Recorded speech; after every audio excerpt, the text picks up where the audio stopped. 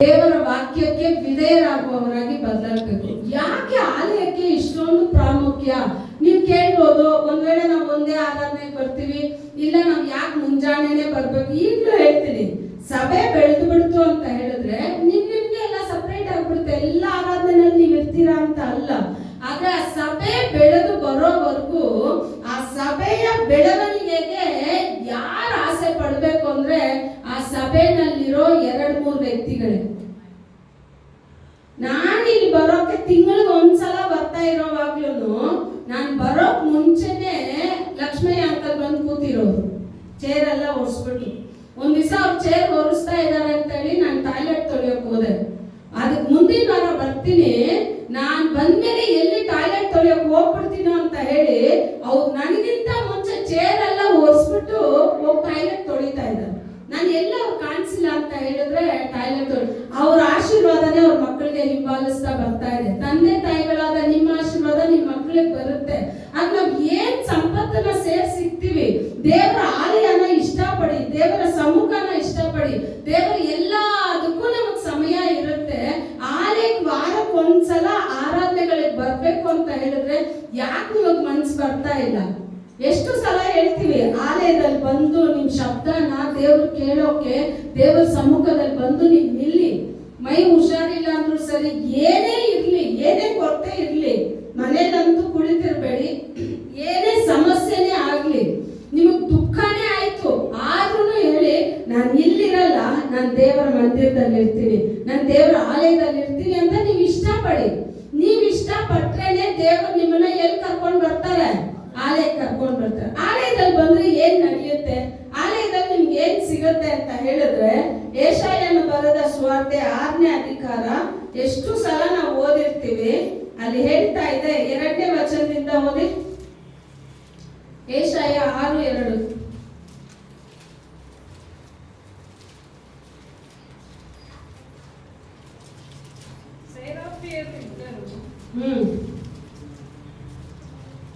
ಸೇರಾಫಿಯರು ಇದ್ದರು, ಪ್ರತಿಯೊಬ್ಬನು 6 ರೆಕ್ಕೆಯುಳ್ಳವನಾಗಿ 2ರಿಂದ ತನ್ನ ಮುಖವನ್ನು 2ರಿಂದ ತನ್ನ ಕಾಲುಗಳನ್ನು ಮುಚ್ಚಿಕೊಂಡು 2 ಬಡಿಯುತ್ತಾ ನೆಲ ಸೋಕದೆ ನಿಂತಿದ್ದನು. ಆಗ ಒಬ್ಬನು ಮತ್ತೊಬ್ಬನಿಗೆ, ಸೇನಾಧೀಶ್ವರನಾದ ಯೆಹೋವನು ಪರಿಶುದ್ಧನು ಪರಿಶುದ್ಧನು ಪರಿಶುದ್ಧನು, ಭೂಮಂಡಲವೆಲ್ಲ ಆತನ ಪ್ರಭಾವದಿಂದ ತುಂಬಿದೆ ಎಂದು ಕೂಗಿ ಹೇಳಿದನು. ಹಲ್ಲೆಲೂಯಾ. ಸರ್, ಇಲ್ಲಿ ಆಲಯದಲ್ಲಿ ಯೆಶಾಯ ಕೂತಿದ್ದಾರೆ. ಇವಾಗ ಯೆಶಾಯ ಎಂತ ದೃಶ್ಯನ ನೋಡ್ತಾ ಇದ್ದಾರೆ ಅಂತ ಹೇಳಿದ್ರೆ, ಆಲಯದಲ್ಲಿ ಯಾರ ಮಹಿಮೆ ಆವರಿಸಿದೆ ಅಂತ ಹೇಳಿದ್ರೆ ದೇವರ ಮಹಿಮೆ ಆವರಿಸಿದೆ. ಸೇರಾಫಿಯರು ಏನ್ ಮಾಡ್ತಾ ಇದ್ದಾರೆ? ನೆಲಕ್ಕೂ ಮುಟ್ಟಿಲ್ಲ, ಮೇಲೇನು ಆಕಾಶದಲ್ಲೂ ನಿಂತಿಲ್ಲ, ಮಧ್ಯದಲ್ಲಿ ನಿಂತು ಈಗ ತಮ್ಮ ರೆಕ್ಕೆಗಳು 6 ರೆಕ್ಕೆಗಳು, 2 ರೆಕ್ಕೆಗಳಿಂದ ಮುಖ ಮುಚ್ತಾರೆ, 2 ರೆಕ್ಕೆಗಳಿಂದ ತಮ್ಮ ಕಾಲ್ಗಳನ್ನ ಮುಚ್ತಾರೆ, 2 ರೆಕ್ಕೆಗಳಿಂದ ಹಾರಿ ಸೇನಾಧೀಶ್ವರನಾದ ಕರ್ತನು ಪರಿಶುದ್ಧನು ಪರಿಶುದ್ಧನು ಅಂತ ಹೇಳಿ ಅಲ್ಲಿ ಸೇವೆ ನಡೀತಾ ಇದೆ. ಏನ್ ಸೇವೆ ನಡೀತಾ ಇದೆ? ದೇವರನ್ನ ಸ್ತುತಿಸ್ತಾ ಇದ್ದಾರೆ, ದೇವರನ್ನ ಆರಾಧಿಸ್ತಾ ಇದ್ದಾರೆ. ಒಂದೊಂದು ಕ್ಷಣವೂ ಒಂದೊಂದು ನಿಮಿಷವೂ ಸಾವಿರಾರು ದೂತರು ದೇವರನ್ನ ಆರಾಧಿಸ್ತಾನೆ ಇರ್ತಾರೆ. ಪರಲೋಕದಲ್ಲಿ ಆರಾಧನೆ ನಡೀತಾ ಇದ್ರು ಯೇಸು ಸ್ವಾಮಿಗೆ ತನ್ನ ಹೃದಯದಲ್ಲಿ ಒಂದು ದುಃಖ ಇದೆ. ಇದೇ ಮಹಿಮೆಯ ಪ್ರಭಾವ, ಈ ಮಹಿಮೆಯ ಆರಾಧನೆ ಎಲ್ಲಿ ನಡಿಬೇಕು ಅಂದ್ರೆ ಭೂಮಿನಲ್ಲಿ ನಡಿಬೇಕು. ಈಗ ಭೂಮಿನಲ್ಲಿ ಆ ಆರಾಧನೆ ಬರ್ಬೇಕು ಅಂತ ಹೇಳಿದ್ರೆ ಯಾರ ಮುಖಾಂತರ ಬರ್ಬೇಕು ಅಂದ್ರೆ ಮನುಷ್ಯರಾದ ನಿಮ್ಮ ಮುಖಾಂತರ, ನನ್ನ ಮುಖಾಂತರನೇ ಭೂಮಿಗೆ ಆರಾಧನೆ ಬರುತ್ತೆ. ಈ ಒಂದು ಕೆಲಸಕ್ಕೆನೆ ನಿಮ್ಮನ್ನ ನನ್ನನ್ನ ದೇವರ ಭೂಮಿನಲ್ಲಿ ಇರೋ ಅಷ್ಟು ಲೋಕದ ಜನರಿಂದ ನಮ್ಮನ್ನ ಏನ್ ಮಾಡಿದ್ದಾರೆ? ಬೇರ್ಪಡಿಸಿದ್ದಾರೆ, ಸಪ್ರೇಷನ್ ಮಾಡಿದ್ದಾರೆ. ನಾವ್ ಈ ಲೋಕದವ್ರು ಅಲ್ಲ. ನಾವ್ ಈ ಲೋಕದಲ್ಲಿ ಇದ್ರು ಯಾವ ರೀತಿ 24 ಗಂಟೆನೂ ಮೀನು ಸಮುದ್ರದಲ್ಲಿ ಇದ್ರು ಆ ಮೀನಲ್ಲಿ ಒಂದು ಚೂರು ಉಪ್ಪಿರಲ್ಲ. ನೀವು ಸಮುದ್ರದಿಂದ ತಂದ್ರಿ ಅಂತ ಹೇಳಿ ಮೀನನ್ನ ಮಾಡುವಾಗ ಅದಕ್ಕೆ ಉಪ್ಪು ಹಾಕ್ತಾ ಇರ್ತೀರಾ? ಯಾಕೆ? ಉಪ್ಪು ಹಾಕಿ ಹಾಕ್ತೀವಿ. ಯಾಕಂದ್ರೆ 24 ಗಂಟೆ ಅದು ಆ ಸಮುದ್ರದ ನೀರಲ್ಲೇ, ಉಪ್ಪು ನೀರಲ್ಲೇ ಇದೆ. ಆದ್ರೆ ಆ ಉಪ್ಪು ತನ್ನ ಶರೀರದಲ್ಲಿ ಅದು ಏನ್ ಮಾಡ್ತಾ ಇಲ್ಲ, ತಗೊಂತಾ ಇಲ್ಲ. ಆ ಶರೀರನ ಅದು ಏನ್ ಮಾಡ್ತಾ ಇಲ್ಲ,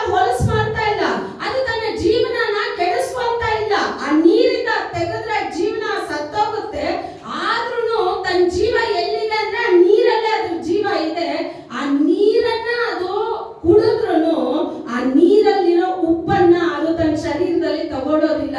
ಅದೇ ರೀತಿನೇ ಈ ಲೋಕದಲ್ಲಿ ನೀವಿದ್ರೂ ನೀವು ಲೋಕದವರಲ್ಲ, ದೇವರಿಗೆಂದು ಪ್ರತ್ಯೇಕವಾಗಿ ಆರಿಸಲ್ಪಟ್ಟ ಸಂತತಿ ನೀವು. ಈ ಸಂತತಿಯವರಾದ ನೀವು ಹೆಂಗಿರ್ಬೇಕು ಅಂತ ಹೇಳಿದ್ರೆ, ನಿಮ್ಮನ್ನ ನೋಡಿದ್ರೇನೆ, ನಿಮ್ಮ ಮಾತನ್ನ ಕೇಳಿದ್ರೇನೆ, ನಿಮ್ಮ ನಡೆನ ನೋಡಿದ್ರೇನೆ ಜನಗಳು ಹೇಳ್ಬೇಕು, ಇವರಲ್ಲಿ ಏನೋ ಒಂದು ವ್ಯತ್ಯಾಸ ಇದೆ, ಇವರಲ್ಲಿ ಯಾರನ್ನ ನೋಡ್ತಾ ಇದೀವಿ, ಇವರಲ್ಲಿ ಯಾರು ಕಾಣಿಸ್ತಾ ಇದ್ದಾರೆ. ನಿಮ್ ನಡೆ, ನಿಮ್ ನುಡಿ, ನಿಮ್ ಮಾತು ಎಲ್ಲದರಿಂದ ಜನಗಳು ಹೇಳ್ಬೇಕು ಇವ್ರು ಕ್ರೈಸ್ತರು ಅಂತ ಹೇಳಿ. ಶಿಷ್ಯರಿಗೆ ಮೊದಲು ಅದೇ ಪಟ್ಟಣದಲ್ಲೇನೆ ಏನ್ ಮಾಡಿದ್ರು, ಇವ್ರು ಕ್ರೈಸ್ತರು ಅಂತ ಹೇಳಿ ಅವ್ರಿಗೆ ಹೆಸರು ಕೊಟ್ರು. ಅವರೇ ಇಟ್ಕೊಳ್ಳಿಲ್ಲ ನಾವು ಕ್ರೈಸ್ತರು ಅಂತ. ಈಗ ಏನ್ ಬದಲಾಗ್ಬಿಟ್ಟಿದೆ, ನಾನು ಕ್ರೈಸ್ತ ಅಂತ ಹೇಳಿದ್ರೇನೆ ಇನ್ನೊಬ್ಬರನ್ನ ಕ್ರೈಸ್ತ ಅಂತ ಗೊತ್ತಾಗ್ತಾ ಇದೆ. ಯಾಕೆಂದ್ರೆ ನಮ್ಗಿಂತ ಪರಿಶುದ್ಧ ಜೀವನ ಅವ್ರು ಜೀವಿಸ್ತಾ ಇದ್ದಾರೆ, ನಮ್ಗಿಂತ ಒಳ್ಳೆಯವರಾಗಿ ಲೋಕದ ಜನ ಇದ್ದಾರೆ. ಲೋಕದ ಜನಕ್ಕಿಂತ ಯೇಸು ಕ್ರಿಸ್ತನ ಪ್ರೀತಿ ನಮ್ಮಲ್ಲಿ ಇಲ್ಲ, ಯೇಸು ಕ್ರಿಸ್ತನ ದಾಹ ನಮ್ಮಲ್ಲಿಲ್ಲ. ಇಲ್ಲಿ 24 ಗಂಟೆ ದೇವದೂತರು ಸ್ತುತಿಸ್ತಾನೆ ಇದ್ದಾರೆ.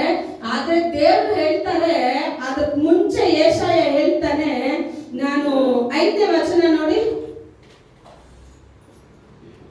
ಆಗ ನಾನು, ಅಯ್ಯೋ ನನ್ನ ಗತಿಯನ್ನು ಏನು ಹೇಳಲಿ, ನಾಶವಾದನೆಲ್ಲ, ನಾನು ಹೊಲಸು ತುಟಿಯವರ ಮಧ್ಯದಲ್ಲಿ ವಾಸಿಸುವವನು. ಇಂಥ ನನ್ನ ಕಣ್ಣುಗಳು ರಾಜಾದಿರಾಜನನ್ನು, ಸೇನಾಧೀಶ್ವರನಾದ ಯೆಹೋವನನ್ನು ಕಂಡವು ಎಂದು ಕೂಗಿಕೊಳ್ಳಲು. ಸಾಕು.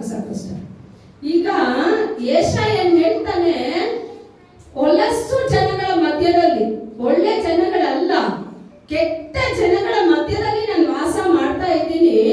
ನಾನು ಹೆಂಗಿದ್ದೀನಿ ಅದೇ ತರ ಸ್ವಭಾವಗಳಿಂದ ನಾನು ಇದ್ದೀನಿ. ಆದ್ರೆ ನನ್ನ ಕಣ್ಣು ಯಾರನ್ನ ನೋಡ್ತು ಅಂದ್ರೆ ಪರಲೋಕದ ದೇವರನ್ನ ನೋಡ್ತು. ನಿಮ್ಮನ್ನ ದೇವರು ಸಂಧಿಸ್ಬೇಕು ಅಂತ ಹೇಳಿದ್ರೆ ಯಾಕೆ ನಿಮ್ಮನ್ನ ಆರಾಧನೆಗೆ ಬರೋಕೆ ಇಷ್ಟು ಒತ್ತಾಯ ಮಾಡ್ತೀವಿ, ಯಾಕೆ ಆರಾಧನೆಗೆ ಇಷ್ಟು ಮಹಿಮೆನ ಕೊಡಿ, ಘನತೆನ ಕೊಡಿ ಅಂತ ಹೇಳ್ತೀವಿ ಅಂದ್ರೆ, ನೀವು ಆಲಯಕ್ಕೆ ಬಂದು ದೇವರ ಸಮ್ಮುಖದಲ್ಲಿ ನಿಂತ್ಕೊಂಡ್ರೆ ಮಾತ್ರನೇ ಈ ಲೋಕದ ಜನರಲ್ಲಿ ನಿಮ್ಮನ್ನ ವ್ಯತ್ಯಾಸವಾದ ಒಂದು ವ್ಯಕ್ತಿಯನ್ನಾಗಿ ಯಾವುದು ಬದಲಾಯಿಸುತ್ತೆ ಅಂದ್ರೆ ಸಭೆ ಆರಾಧನೆ ಬದಲಾಗಿಸುತ್ತೆ, ಸಭೆ ಬದಲಾಗಿಸುತ್ತೆ. ಯಾಕೆ ಆಲಯಕ್ಕೆ ಇಷ್ಟೊಂದು ಪ್ರಾಮುಖ್ಯತೆ ಅಂತ ಹೇಳಿದ್ರೆ, ಅವ್ನು ಹೇಳ್ತಾನೆ, ನಾನು ಹೊಲಸು ತುಟಿಯುಳ್ಳ ಮನುಷ್ಯ. ಅವನ ಮನೆಯಲ್ಲಿಟ್ಟು, ರಾಜ್ಯದಲ್ಲಿಟ್ಟು ದೇವರು ಶುದ್ಧಿ ಮಾಡಿಸಿಲ್ಲ. ದೇವರು ಎಲ್ಲಿಟ್ಟು ಅವನ ಶುದ್ಧಿ ಪಡಿಸಿದ್ರು ಅಂದ್ರೆ ತನ್ನ ಆಲಯದಲ್ಲಿಟ್ಟು. ಈಗ ಆಲಯದ ಬಲಿಪೀಠದಿಂದ ಒಂದು ಕೆಂಡ ಎಲ್ಲಿ ಹೋಗ್ತಾ ಇದೆ, ಅವನ ಬಾಯಲ್ಲಿ ಹೋಯ್ತು. ಎಲ್ಲೋಯ್ತು? ಅವನ ನಾಲಿಗೆ ಮೇಲೆ ಇಟ್ರು. ಅವನ ನಾಲಿಗೆ ಮೇಲೆ ಇಟ್ಟು ಅವನು ತಕ್ಷಣನೇ ಹೇಳಿಲ್ಲ ನಾನು ಹೋಗ್ತೀನಿ ಅಂತ ಹೇಳಿ. ದೇವರು ಅವನ ಮೊದಲು ಏನ್ ಮಾಡಿದ್ರು ಅಂದ್ರೆ, ತನ್ನ ಚಿತ್ತಾನ, ದೇವರ ಚಿತ್ತಾನ ನಾವು ಅನುಸರಿಸಬೇಕು ಅಂತ ಹೇಳಿ ಆತನ ಆಸೆಯನ್ನ ನಮ್ಮ ಹೃದಯದಲ್ಲಿ ಹಾಕೋಕೆ ನಮ್ಮನ್ನ ಮೊದಲು ಸಭೆಯಲ್ಲಿಟ್ಟು ಸಿದ್ಧತೆ ಮಾಡ್ತಾರೆ.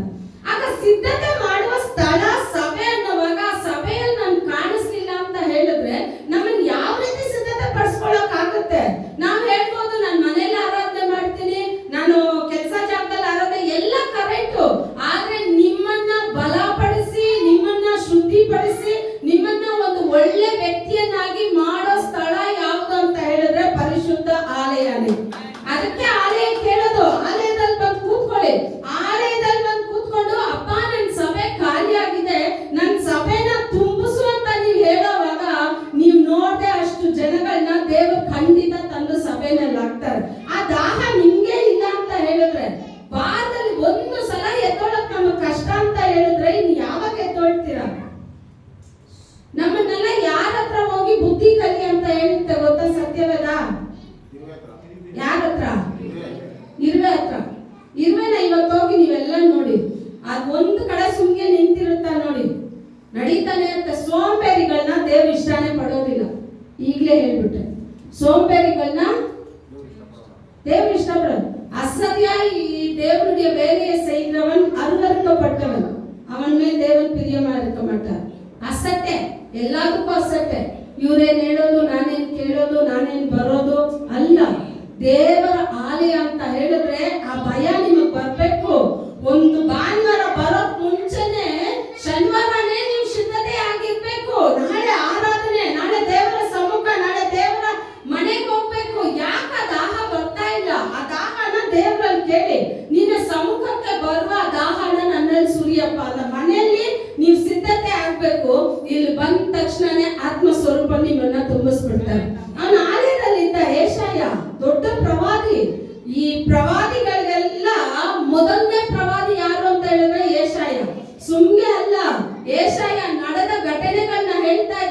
ಪ್ರೆಸೆಂಟ್ ನಡೆಯೋದನ್ನ ಹೇಳ್ತಾ ಇದ್ದಾರೆ.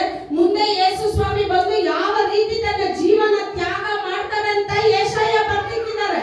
53ನೇ ಕೀರ್ತನೆಯಲ್ಲಿ ಯೇಸು ಸ್ವಾಮಿಯ ಆ ಶಿಲುಬೆಯ ಪಾಡುಗಳು ಎಷ್ಟು ದೊಡ್ಡದು ಅಂತ ಹೇಳಿ ಯೆಶಾಯ ಬರ್ತಿದ್ದಾರೆ. ಯೆಶಾಯ ದೇವರ ಕಾಲದಲ್ಲಿ ಇಲ್ಲ, ದೇವರ ಬರೋಣದ ದೇವರ ಹುಟ್ಟವಾಗ ಯೆಶಾಯ ಇಲ್ಲ. ಇಲ್ಲದೆ ಇರೋ ಯೆಶಾಯಗೆ ತನ್ನ ಕಾರ್ಯಗಳನ್ನೆಲ್ಲ ದೇವರು ತೋರ್ಪಡಿಸ್ತಾರೆ ಅಂತ ಹೇಳಿದ್ರೆ ದೇವರ ಆಲಯವನ್ನ ಯೆಶಾಯ ಬಯಸಿದ್ದಕ್ಕೆ. ಆಗ ನೀವು ಆಲಯವನ್ನ ಬಯಸಿದ್ರೆ ನಿಮ್ಮ ಪ್ರತಿಯೊಬ್ಬರನ್ನ ಪ್ರವಾದಿಗಳಾಗಿ ದೇವರು ಬದಲಾಯಿಸ್ತಾರೆ. ಸುಮ್ಮನೆ ಹೋಗಿ ದೀರ್ಘ ದರ್ಶನ ಹೇಳ್ಬೇಕು ಅದು ಇದು ಅಂತ ಕೇಳ್ಬೇಡಿ. ನೀವೆಲ್ಲ ಹೆಂಗ್ ಬದಲಾಗ್ಬೇಕು ಅಂತ ಹೇಳಿದ್ರೆ ನೀವು ಒಂದು ಬಸ್ಸಲ್ಲಿ ಹೋಗೋವಾಗ, ಒಂದು ಕೆಲಸದಲ್ಲಿ ನೀವು ಕೆಲಸ ಮಾಡೋವಾಗ ನಿಮ್ ಜೊತೆ ಇರೋರು ನಾಳೆ ಸೂಸೈಡ್ ಮಾಡ್ಕೋಬೇಕು, ಇಲ್ಲ ಏನೋ ಸಾಲದ ಬಾಧನೆ ಏನೋ ಒಂದು ಅವ್ರು ಹೇಳ್ಕೊಳ್ಳೋ ಆಗದೆ ಇರೋ ಕಷ್ಟ ಅವ್ರ ಹೃದಯದಲ್ಲಿ ಇದ್ರೆ, ನೀವು ಆತ್ಮಸ್ವರೂಪನೆಲ್ಲ ಇದ್ರೆ ಆ ಕಾರ್ಯಗಳನ್ನ ದೇವರು ನಿಮಗ್ ತೋರ್ಪಡಿಸ್ತಾರೆ. ಅಂತ ವ್ಯಕ್ತಿನ ಕರೆದು ನೀವು ಪ್ರೇಯರ್ ಮಾಡಕ್ ಸ್ಟಾರ್ಟ್ ಮಾಡ್ಬಿಟ್ರೆ ಆಟೋಮೆಟಿಕ್ ಆಗಿ ಅವ್ರ ಸಭೆಗೆ ಬರ್ತಾರೆ. ಆ ಸ್ಥಾನದಲ್ಲಿ ನಾವೇ ಇನ್ನು ಬಂದಿಲ್ಲ ಅಲ್ಲ. ಇಲ್ಲಿ ಹೇಳ್ತಾರೆ ನೋಡಿ, ಅವ್ರ ತುಟಿಗಳನ್ನ ಮುಟ್ಟಿದ್ದು ಮಾತ್ರ. ಇವಾಗ ತುಟಿಗಳನ್ನ ಮುಟ್ಟಿ ಇದಕ್ ಮುಂಚೆ ನೀವು ಯೆಶಾಯನ ನೋಡುವಾಗ ಯಾವಾಗ್ಲೂ ಬೈತಾನೆ ಇರ್ತಾರೆ.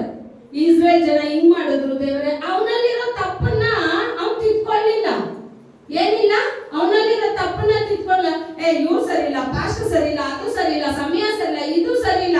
ಇದೆಲ್ಲ ನಿಮಗ್ ಬೇಡ, ಈ ಕಾರ್ಯಗಳೇ ಬೇಡ. ಇದನ್ನೆಲ್ಲ ತಳ್ಳಿ ನಿಮ್ ಕೆಲಸ ಏನಂದ್ರೆ ಯೆಶಾಯ ಅದನ್ನೇ ಮಾಡ್ತಾ ಇದ್ದ. ಆದ್ರೆ ಯಾವಾಗ ಆ ದೇವರ ಆ ಕೆಂಡ ಆತನ ಬಾಯಿಗೆ ಬಂತೋ, ಈಗ ಅವನು ಹೇಳ್ತಾನೆ ನೋಡಿ, ಅವನು ಮೊದಲು ತನ್ನನ್ನ ಅವನು ತಪ್ಪು ಅಂತ ತಿಳ್ಕೊಳ್ಳಿಲ್ಲ. ಅವನು ನಾನೊಂದು ದೊಡ್ಡ ಪ್ರವಾದಿ ಅಂತ ತಿಳ್ಕೊಂಡಿದ್ದ. ಯಾವಾಗ ದೇವರ ಮಹಿಮೆನ ಕಾಣ್ತಾನೋ ಆಗ ಯೆಶಾಯ ಹೇಳ್ತಾನೆ, ನನ್ನ ಅಶುದ್ಧ ತುಟಿಯುಳ್ಳ ಮನುಷ್ಯ. ಇವಾಗ ಅವನ ಬಾಯಿಗೆ ಏನ್ ಬಂತು? ಓದಿ ಆ ಕಾರ್ಯನ 6ನೇ ವಚನ. ಸೆರಾಫಿಯರಲ್ಲಿ ಒಬ್ಬನು ಯಜ್ಞವೇದಿಯಿಂದ ತಾನು ತಂಡಸದಲ್ಲಿ ತೆಗೆದ ಕೆಂಡವನ್ನು ಕೈಯಲ್ಲಿ ಹಿಡಿದುಕೊಂಡು ನನ್ನ ಬಳಿಗೆ ಹಾರಿ ಬಂದು ನನ್ನ ಬಾಯಿಗೆ ಮುಟ್ಟಿಸಿ, ಇಗೋ ಇದು ನಿನ್ನ ತುಟಿಗಳಿಗೆ ತಗಲಿತು, ನಿನ್ನ ದೋಷವು ನೀಗಿತು, ನಿನ್ನ ಪಾಪಕ್ಕೆ ಪ್ರಾಯಶ್ಚಿತವಾಯಿತು ಅಂದನು. ಅವನು ಯಾವಾಗ ನಾನ್ ಸರಿ ಇಲ್ಲ, ನನ್ನಲ್ಲಿ ತಪ್ಪಿದೆ ಅಂತ ಹೇಳಿ ಅವನು ತನ್ನನ್ನ ಯಾವಾಗ ತಗ್ಗಿಸಿ, ಅವನು ತನ್ನನ್ನ ಹೆಚ್ಚಿಸ್ಕೊಳ್ಳಿಲ್ಲ, ಅವನು ತನ್ನನ್ನ ತಗ್ಗಿಸ್ತಾನೆ. ನನ್ನಲ್ಲಿ ಕೊರತೆ ಇದೆಪ್ಪ, ನನ್ನಲ್ಲಿ ನಿಮ್ಗೆ ಇಷ್ಟವಿಲ್ಲದೆ ಇರೋ ಕಾರ್ಯ ಇದೆ ಅಂತ ಹೇಳಿ ತನ್ನ ತಪ್ಪನ್ನ ಮರೆ ಮಾಚದೆ ಅವನು ಯಾವಾಗ ತನ್ನ ತಪ್ಪನ್ನ ಇಡ್ತಾನೋ, ವಚನ ಹೇಳ್ತಾ ಇದೆ. ಅದಕ್ಕೆ ವಚನ ಹೇಳುತ್ತೆ, தன் பாவங்களை மறைக்கிறவன் வாழ்வடைய மாட்டான், அவைகளை அறிக்கை செய்து விட்டு விடுகிறவனோ இரக்கம் பெறுவான். ಕನ್ನಡದಲ್ಲಿ ಹೇಳಿ, ಟ್ರಾನ್ಸ್ಲೇಟ್ ಮಾಡೋದು ಇಷ್ಟು. ತನ್ನ ಪಾಪಗಳನ್ನ ಮರೆ ಮಾಚೋನು ಉದ್ಧಾರ ಆಗೋದಿಲ್ಲ, ಅವುಗಳನ್ನ ಅರಿಕೆ ಮಾಡಿ ಬಿಟ್ಟು ಬಿಡೋನ್ಗೆ ದೇವರ ಕೃಪೆ ದೊರಕುತ್ತಂತೆ. ಇವಾಗ ಅವನು ದೇವರ ಕೃಪೆ ದೊರಕ್ತು, ಕೆಂಡ ಆತನ ಬಾಯನ್ನು ಮುಟ್ಟಿದ ತಕ್ಷಣನೇ ಈಗ ಅವನ್ನ ರೆಡಿ ಮಾಡಿದ್ರು. ಯೆಶಾಯನನ್ನ ದೇವರು ರೆಡಿ ಮಾಡಿದ್ರು. ಈಗ ದೇವರು ಇದುವರೆಗೂ ದೇವರು ತನ್ನ ಇಷ್ಟನ ಅವನ ಮುಂದೆ ಇಟ್ಟಿಲ್ಲ. ಇನ್ನೂ ಹೋಗಿ ಅವನ ಹತ್ರ ಹೇಳಿಲ್ಲ, ನನ್ಗೊಂದು ಇಷ್ಟ ಇದೆಪ್ಪ ಅಂತ ಅವ್ರು ಹೇಳಿಲ್ಲ. ಆದ್ರೆ ಈಗ ದೇವರ ಮಾತು ಬರ್ತಾ ಇದ್ದಾರೆ ನೋಡಿ. 8ನೇ ವಚನ ಓದಿ.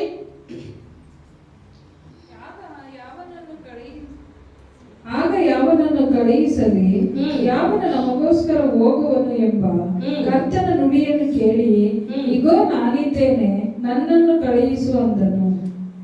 ಯಾರು ಮಾತಾಡಿದ್ದು? ದೇವರು ಮಾತಾಡಿದ್ರು. ದೇವ್ರು ಏನಂತ ಮಾತಾಡಿದ್ರು? ಏನಂತ ಮಾತಾಡಿದಾರೆ ಎಲ್ಲರೂ ಓದಿ. 8ನೇ ವಚನ. ಆಗ ಯಾವನನ್ನು ಕಳುಹಿಸಲಿ, ಯಾವನು ನಮಗೋಸ್ಕರ ಹೋಗುವನು ಎಂಬ ಕರ್ತನ ನುಡಿಯನ್ನು ಕೇಳಿ. ಸಾಕು. ಏನದು? ಯಾರು ನುಡಿ? ಕರ್ತನ ನುಡಿ. ಕರ್ತನ ಏನಂತ ಹೇಳ್ತಾ ಇದ್ದಾರೆ? ನನಗೋಸ್ಕರ, ನಮಗೋಸ್ಕರ ಯಾರು ಹೋಗ್ತಾರೆ? ಆಗ ದೇವರು ತನ್ನ ಕೆಲಸನ ಈ ಭೂಮಿನಲ್ಲಿ ಮಾಡೋಕೆ ಜನಗಳನ್ನ ಹುಡುಕ್ತಾ ಇದ್ದಾರೆ. ದೇವರ ನಾಮ ಧರಿಸಲ್ಪಟ್ಟ ಜನಗಳನ್ನ ಹುಡುಕ್ತಾ ಇದ್ದಾರೆ. ಈಗ ಎಲ್ಲರೂ ದೇವರ ಸೇವೆಗೆ ಬರೋಕ್ ಮುಂಚೆ ದೇವ್ರೆ ಅದು ಮಾಡ್ತೀನಿ ಇದು ಮಾಡ್ತೀನಿ ಅಂತ ಹೇಳಿ ಎಲ್ಲರೂ ದೇವರಿಗೆ ಮೋಸ ಮಾಡಿ ಲೋಕದಲ್ಲಿ ಸಂಪಾದನೆ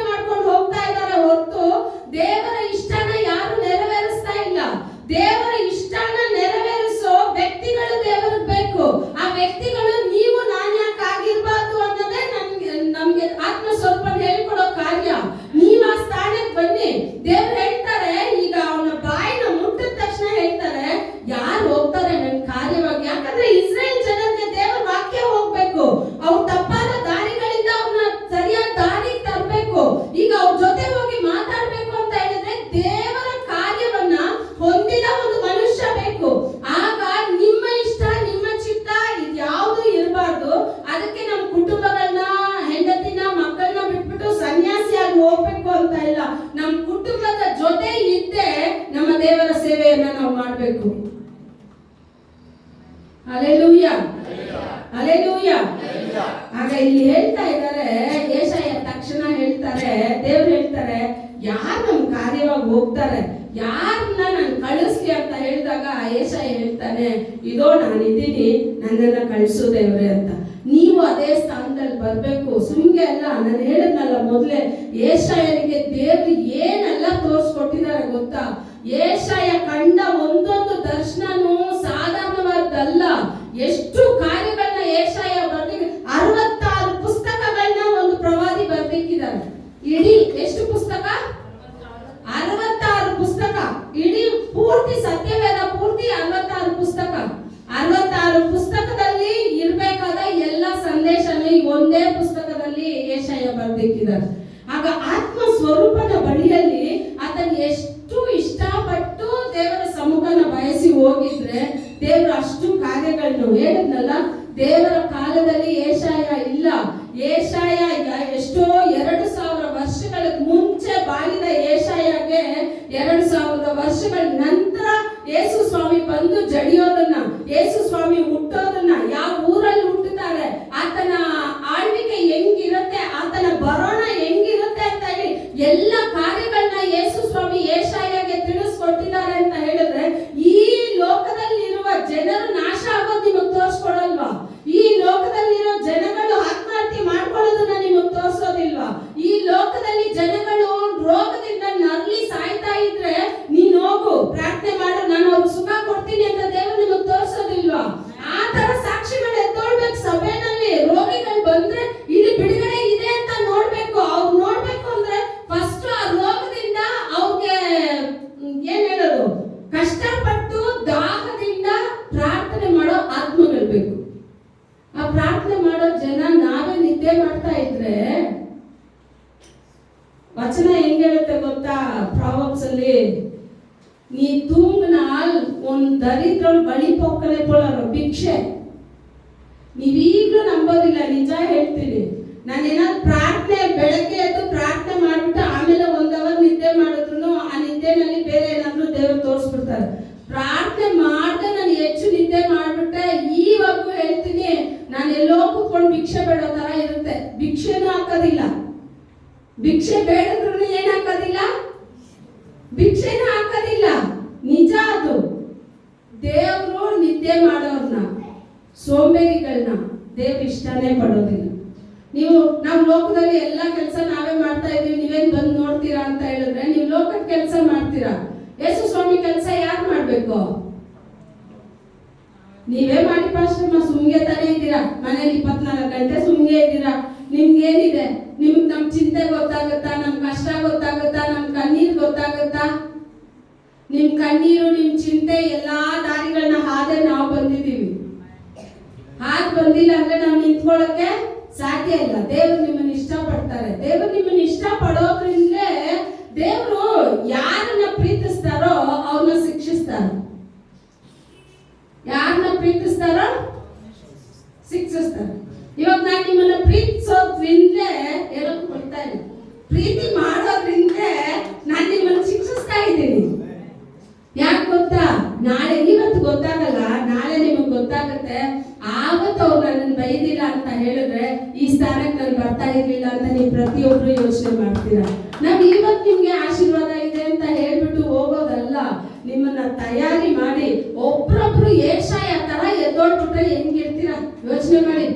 ಕೂತ್ಕೊಂಡ್ರೆ ಪ್ರವಾದನೆ, ಮನೆ ಜಗಳ ಸ್ಟಾರ್ಟ್ ಆಗ ಮುಂಚೆನೆ ಪ್ರವಾದನೆ, ಅನ್ಯ ಭಾಷೆ ಸ್ಟಾರ್ಟ್ ಮಾಡ್ಬಿಡ್ಬೇಕು. ಬೇರೆ ಅನ್ಯ ಭಾಷೆ ಎಲ್ಲ ಮಾತಾಡ್ಬಾರ್ದು, ಅದು ಬೇಡ. ಇಂಗ್ಲಿಷ್ ಅನ್ಯ ಭಾಷೆ ಎಲ್ಲ ಬೇಡ. ದೇವ್ರ ಅನ್ಯ ಭಾಷೆ ಮನೆಯಲ್ಲೇ ನೀವು ಮಾತಾಡ್ಬೇಕು. ಮಕ್ಕಳ ಜೊತೆ ದೇವ್ರ ವಚನ ಮಾತಾಡ್ಬೇಕು. ನಮ್ಮ ಸಂತತಿಗೆ ದೇವ್ರನ್ನ ನಾವು ತೋರಿಸ್ಕೊಡ್ಬೇಕು. ನಾವೇ ಇನ್ನು ಬೆಳೆದಿಲ್ಲ ಅಂದ್ರೆ ನಾವೆಲ್ಲಿ ದೇವ್ರ ನಾಮನ ನಾವು ಘನಪಡಿಸೋಕ್ಕಾಗತ್ತೆ? ನಿಮಗೆ ಕೊಟ್ಟಿರೋ ರಕ್ಷಣೆನ ನೀವು ಅಲ್ಪರೆಂದು ಎಣಿಸ್ಬೇಡಿ. ಯಾಕಂದ್ರೆ ವಚನ ಇವತ್ತು ಏನೇನೋ ವಚನಗಳನ್ನ ನೋಡಿ ಎಷ್ಟು ಮಾರ್ಕ್ ಮಾಡಿದೀನಿ, ಒಂದಕ್ಕೂ ಇನ್ನು ದಾಟೇ ಇಲ್ಲ, ಒಂದರಲ್ಲೇ ನಿಂತು ಸ್ಟಕ್ ಆಗ್ಬಿಟ್ಟಿದೆ. ಇಲ್ಲ, ನೀವೆಲ್ಲ ದೇವರಿಗೆ ತುಂಬಾ ಮೆಚ್ಚುಗೆ. ಅದಕ್ಕೆ ನಿಮ್ಮನ್ನ ಖಂಡಿಸ್ತಾರೆ. ದೇವರು ಏನೋ ಒಂದು ಬಯಸ್ತಾ ಇದ್ದಾರೆ ಸಭೆಯಿಂದ. ಈ ಸಭೆಯಿಂದ ಮಹಿಮೆಯ ಕಾರ್ಯ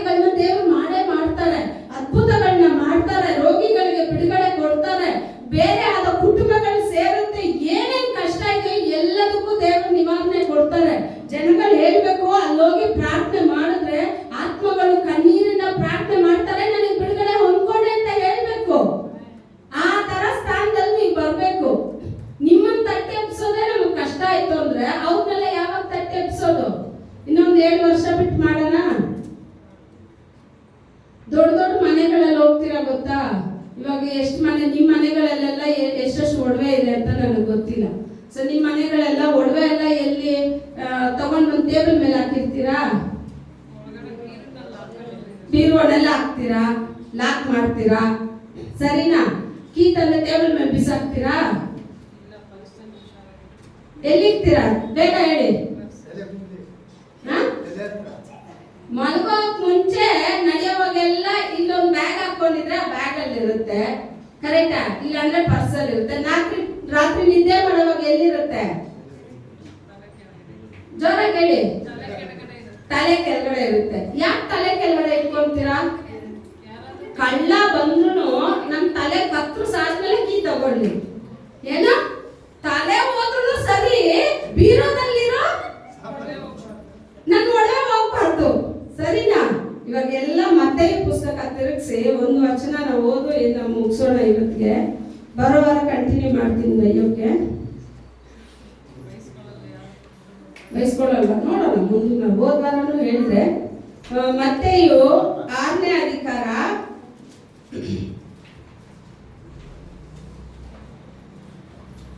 18ನೇ ವಚನ ಓದಿ.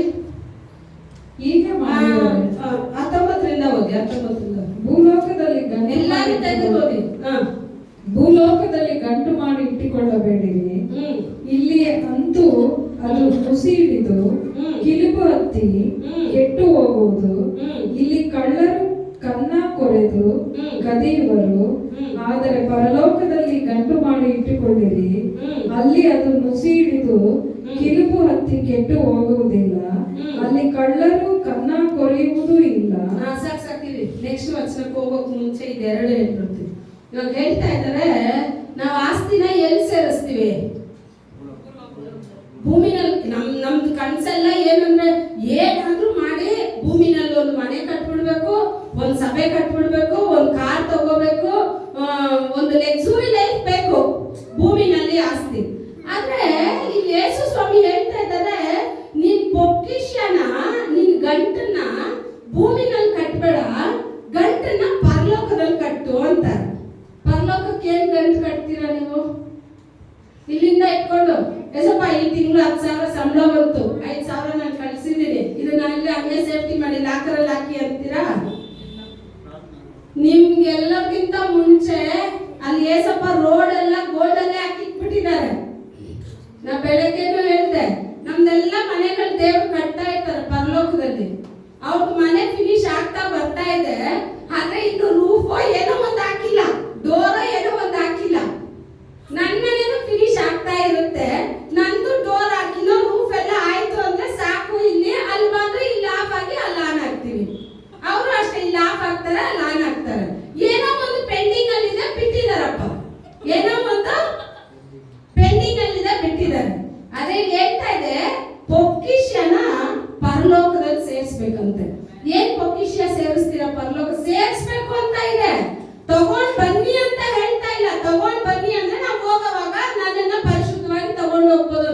ಇಲ್ಲಿ ವಚನ ಸ್ಪಷ್ಟವಾಗಿ ಹೇಳ್ತಾ ಇದೆ, ನಿಮ್ ಬೊಕ್ಕಸನ, ಬೊಕ್ಕಸ ನಿಮ್ ಗಂಟು ಅಂತ ಕೊಟ್ಟಿದೆ ಅದರಲ್ಲಿ. ಓಕೆ, ಏನೋ ಒಂದು ನಿಮ್ಮ ಗಂಟನ್ನ, ನಿಮ್ಮ ಬೊಕ್ಕಸನ ಎಲ್ಲಿ ಸೇರ್ಸಿಕ್ಕಿ ಅಂದ್ರೆ ಪರಲೋಕದಲ್ಲಿ ಸೇರ್ಸಿಕ್ಬೇಕ.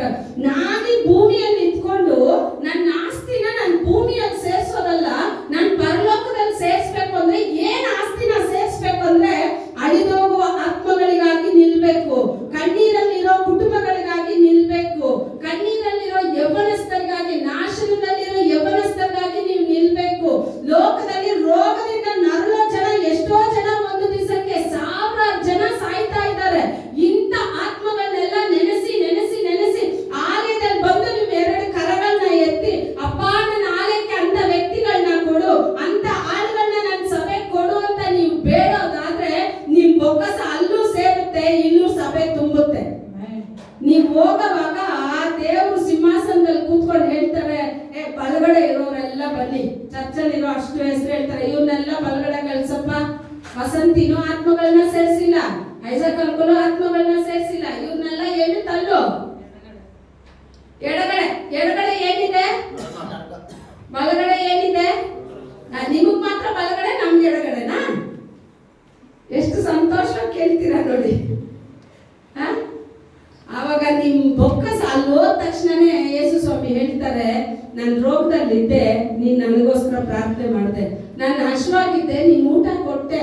ನಾನು ಸೆರೆಮನಿಯಲ್ಲಿದ್ದೆ, ನೀನ್ ನನ್ನನ್ನು ಬಂದು ಸಂಧಿಸ್ದೆ. ಇಂಥ ಬೊಕ್ಕಸನ ನಾವೆಲ್ಲಿ ತಗೊಂಡೋಗಿ ಸೇರಿಸ್ಬೇಕು? ಪರಲೋಕದಲ್ಲಿ ಸೇರಿಸ್ಬೇಕು.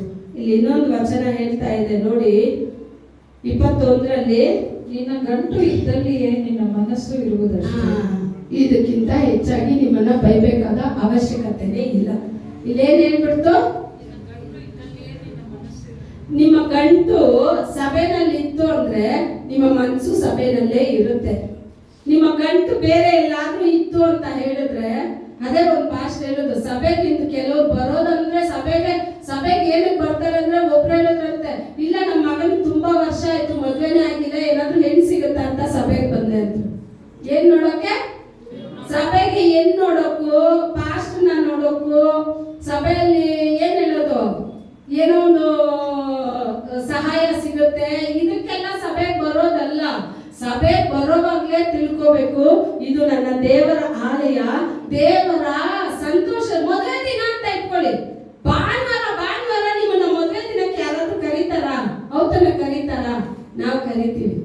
ಪರಲೋಕ ತಂದೆ ವಾರ ನಿಮ್ಗೆ ಆಹ್ವಾನ ಪತ್ರಿಕೆ ಕಳಿಸ್ತಾನೆ ಇದ್ದಾರೆ. ಸಂಡೇ ಆರಾಧನೆ ಇದೆ, ಸರ್ವಿಸ್ ಇದೆ, ಬನ್ನಿ ಅಂದ್ರೆ ಆ ಲೆಟರ್ನ ನೋಡೋದು, ಅಲ್ಲಿ ಪಕ್ಕಕ್ಕೆ ಇಟ್ಬಿಡೋದು, 9:30 ರೆಡಿ ಆಗ್ಬಿಟ್ಟು ಬರೋದು. ಏನ ಪಕ್ಕದಲ್ಲಿ ಇಟ್ಬಿಟ್ಟು ಈಗೆಲ್ಲ ನಾಯ್ಕಲ್ ಮೇಲೆ ಎಲ್ಲ 4 ಮಣಿ ಕೊಡಗಂಟ 6 ಮಣಿಗೆಲ್ಲ ಪಡಕೆಲ್ಲ ಹೆಚ್ಚಿನ್ನು. ನಿಜ ಹೇಳ್ತೀನಿ, ನೀವ್ ಎದ್ದೋಳಿದ್ರೆ ನಾನು ನಾರ್ಮಲ್ ಆಗಿ ಪ್ರೇಯರ್ ಮಾಡ್ಕೊಂಡು ಹೋಗ್ತೀನಿ. ನೀವು ಎದ್ದೋಳೋ ತರ ನಾವು ಪ್ರೇಯರ್ ಮಾಡ್ಬೇಕು ಅಂತ ಇದ್ರೆ, ನೀವು ಮಲಗಿದ್ರು ನಿದ್ದೆ ಬರಲ್ಲ, ಅವು ಪಕ್ಕದಲ್ಲೇ ಬಂದು ಕಚ್ಚೋ ತರಾನೇ ಇರುತ್ತೆ. ಈ ರೀತಿನಲ್ಲಿ ಎಬ್ಬರಿಸ್ಬೇಕು ಅಂತ ನೀವು ಇಷ್ಟಪಟ್ಟರೆ ನಿದ್ದೆ ಮಾಡಿ. ಇಲ್ಲ ನಾರ್ಮಲ್ ಆಗೇ ನಾವು ಎದ್ದು ಬಂದ್ಬಿಡ್ತೀವಿ ಅಂತ ಹೇಳಿದ್ರೆ ನೀವೇನ್ ಮಾಡಿ? ಎದ್ದು ಬನ್ನಿ. ನಿಮ್ ಬೊಕ್ಕಸನ ಎಲ್ಲಿಡ್ತಿರೋ ಅಲ್ಲಿ ನಿಮ್ ಹೃದಯ ಇರುತ್ತೆ. ನೀವು ದೇವರ ಆಲಯದಲ್ಲಿ ನಿಮ್ ಬೊಕ್ಕಸನ ಇಟ್ರೆ ದೇವರ ಆಲಯದಲ್ಲಿ ನಿಮ್ ಹೃದಯ ಇರುತ್ತೆ. ನೀವೆಲ್ಲೇ ಹೋದ್ರು ನಿಮ್ಮ ಆಲಯಕ್ಕೋಸ್ಕರ ನೀವು ಪ್ರೇಯರ್ ಮಾಡಿ, ಖಂಡಿತ ದೇವರು ಒಂದ್ ದಿವಸ ನಮ್ಮೆಲ್ಲರನ್ನ ಮತ್ತೆ ಏನ್ ಮಾಡ್ತಾರೆ? ಕೂಡಿ ತಂದೆ ಸೇರಿಸ್ತಾರೆ. ದೇವರ ಮಧ್ಯದಲ್ಲಿ ದೊಡ್ಡ ಕಾರ್ಯಗಳನ್ನ ಮಾಡ್ಲಿ. ನಿಮ್ಮನ್ನು ದೇವರ ಆಶೀರ್ವದಿಸ್ಲಿ. ಮುಂದಿನ ಕಾರ್ಯಗಳನ್ನ ಪಾಸ್